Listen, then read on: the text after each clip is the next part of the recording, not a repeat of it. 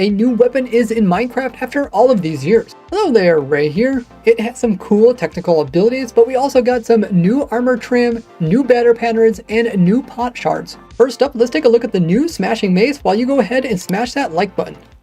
The new mace weapon can be obtained here at the trial chambers. First, you need to kill a breeze, which now drop these breeze rods. Breeze rods can be crafted down into the wind charges, so you can still get those from breezes. And they will give you a total of 4 of them. This means my automatic breeze farms are now useful in getting tons of breeze rods. They also look really cool, like this light blue color, and look very similar to the blaze rods. You also need to complete one of the trial spawners to get the trial key. Then you'll have to use the trial key on the vault blocks here. This will give you a chance of getting some new loot, which includes a chance of getting the new item, which is called a heavy core. Now this heavy core can be placed down, and you can see it is the size of like a mob head, except it can't be rotated like them, and has the square image just like in the screenshot, as well as the slits on the side and a small hole underneath. Then you combine the breeze rod and the heavy core together to make the new mace weapon. You can see it does 7 attack damage as well as an attack speed of 1.6, which makes it the similar stats as a diamond sword. But it has a special ability of knocking mobs backwards and doing more damage the farther you fall. So long as you hit a mob before you touch the ground, you won't take any fall damage. And how much it does knockback depends on how far you fall. And of course there is a cool sound when you activate it. But it doesn't work against stuff like minecarts and boats. You can't fling them really far. But if you're riding on a llama, you can send it quite far. And the farther you fall, the more damage you can do, where normally you wouldn't be able to kill a husk in one hit with just a normal diamond sword, but with this you can.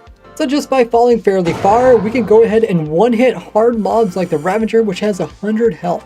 This is a cool strategy to one-hit bosses, and a great way to avoid fall damage in case there's a mob nearby that you can hit. But you have to jump a bit further than just a normal jump in order to get the knockback to apply to everything. You can combine this with a wind charge in order to do the knockback. Now the mace takes durability like any other weapon, and is repaired using the new breeze rods inside of an anvil. Currently the mace cannot be enchanted even with unbreaking or mending or the curse enchantments. Let me know all the questions you have about the new mace and I'll put them in a future video. But you could also get new armor trim from the vault's loot. These are bolt armor and flow armor. The flow trim looks like this. You can see there is a lot of swirls and curly things, similar to the texture of the chiseled tough blocks, where you can see that on the sides and top. Where the bolt armor trim is a little bit more straight lines that go across the entire parts of armor with little dots on it, which almost looks like a face for the top piece here. I really like both of them. Which one's your favorite?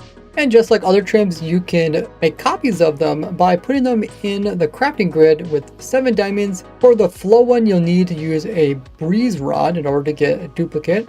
And for the bolt one, I'll take a normal or waxed copper block. New banner patterns can also be found. The first one is flow. And if we combine this in a loom, we can get the new look onto a banner, which includes the swirls. And the other new one is called Gusher. You can see this one makes an image of the breeze. Take a look at that.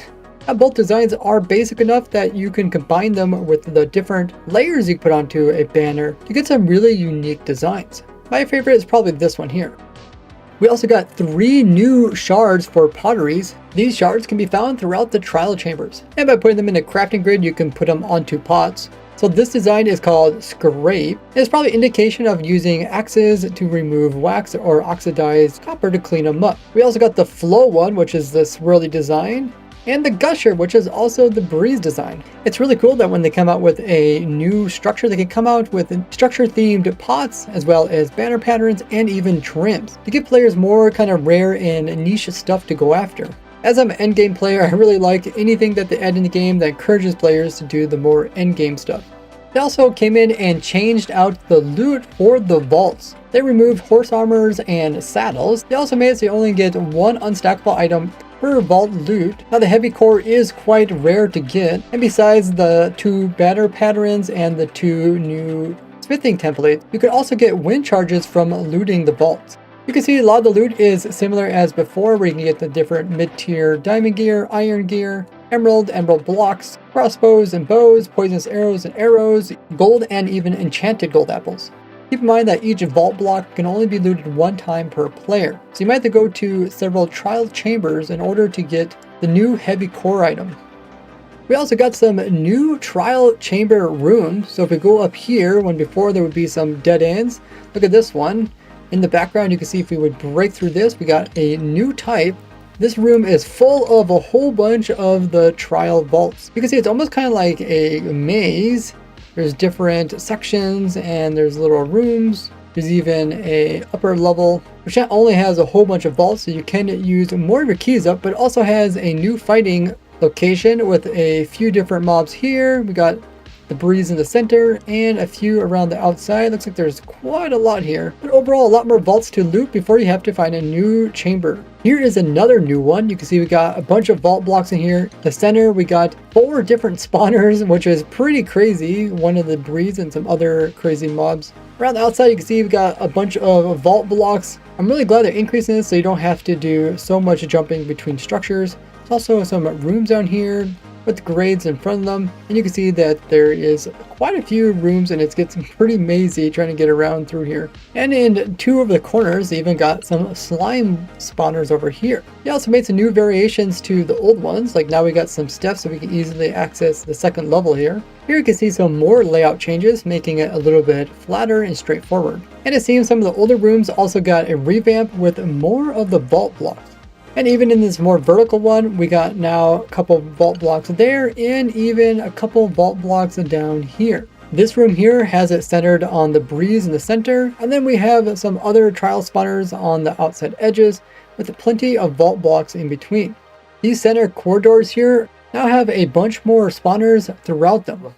Wind charges got an improvement when using them with a knockback sword. Before, when you would shoot just the wind charge, you can see you could shoot relatively straight. But if you shoot and then hit it with a knockback sword, notice that it actually does like a little glitching upwards before going straight again. And now that always just goes straight. They also fixed this bug that I ran into by accident while testing out the wind charges on a older version. What I did is took the new 1.21 data pack and put it in one of my older worlds, but I forgot to actually enable the data pack, so I had wind charges, but as soon as I would try to shoot them and they would hit me, it would completely crash my game. I'm so happy this won't happen anymore. This week we see many fixes being done to dogs and pets, like having the player attack an armor stand would cause the dog to try to attack it as well, even though this is not something dogs can kill. They updated the look of the dog armor when it comes to the cracks being formed. You can see it's a lot more prominent, so you can easily see it from a distance. Summoning dogs into different biomes will now produce that variation, so like we're in a jungle, this will produce the rust ones. Dogs that were hooked to leads and then released weren't properly attacking mobs once they were released from the lead. Also, wolves will no longer travel slowly when they're taken off of a lead. We won't have the problem when trying to feed baby wolves or cats to get them to grow up, having them just constantly stand and sit rather than just consume the food and not change position.